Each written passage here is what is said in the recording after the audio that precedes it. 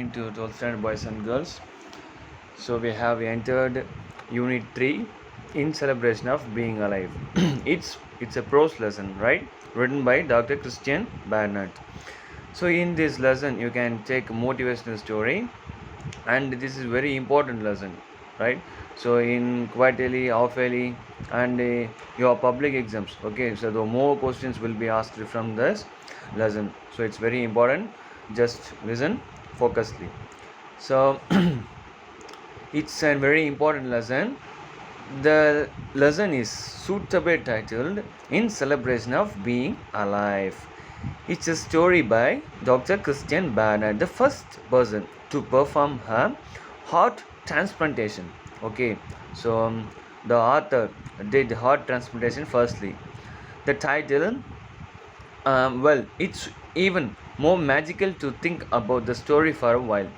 We were so moved by this lesson at that time, but the lesson is very interesting. Okay, so listen carefully. Dr. Christian Barnett narrated some of the most influencing experiences of his life. The story goes like this.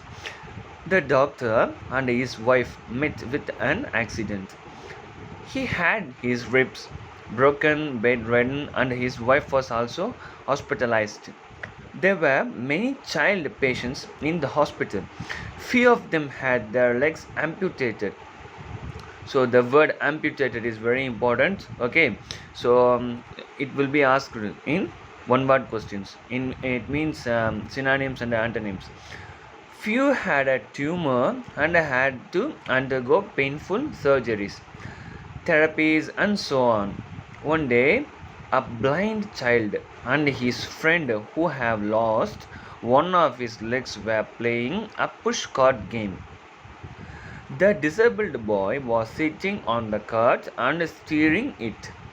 While the blind boy was pushing it, Dr. Bernard, who was observing these children while recuperating from his bed, was surprised to see that both of them were, were happy and playful, forgetting about their misery.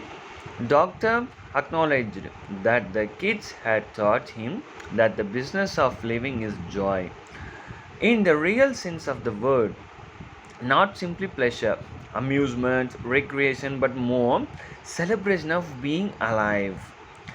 We cannot appreciate light unless we have seen darkness, nor can we appreciate warmth unless we have experienced cold. Okay, so here they have been playing. Okay, so you can see, so just like that. Okay, so what did you get from this lesson? So the author comes the hospital and they saw most of the patients are there, but the two boys, they are playing together. So one boy has sick and another boy also sick, but the author notices them. Okay, so they were playing together, and they forgot everything, their miseries, their sorrows, everything, but it gives motivation to the author. Well, how many of us actually think in this manner when we face similar situation? In fact, sometimes we lead our life so robotic that we forget to be ourselves and enjoy life in the true sense. If we spend a moment to sit back, relax, and think how good our life is, rather than how many challenges we have, we would understand how better we are when compared to several people in the world who are not getting even a square of a meal, who do not have night shelter, lack basic needs of life. There are many who are orphaned during childhood. There are many who suffer from disease that every moment is unbearable to them. Don't you think, dear students, don't you think that our lives are still better?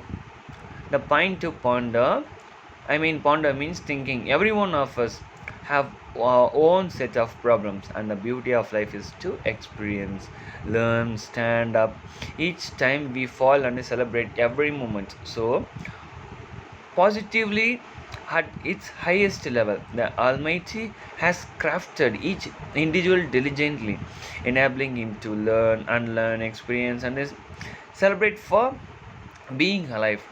So, life is just a sequel of experience. Let us learn to celebrate every experience, every moment, every breath of life, and life in enjoy. You would appreciate if you can share your thoughts, right? So, if you have any doubts, ask me. So, this is very important. Okay, so it's very important lesson, and it's very easy. Okay, it's a kind of motivational story, and so just like that. Okay, thank you, students. Have a good day.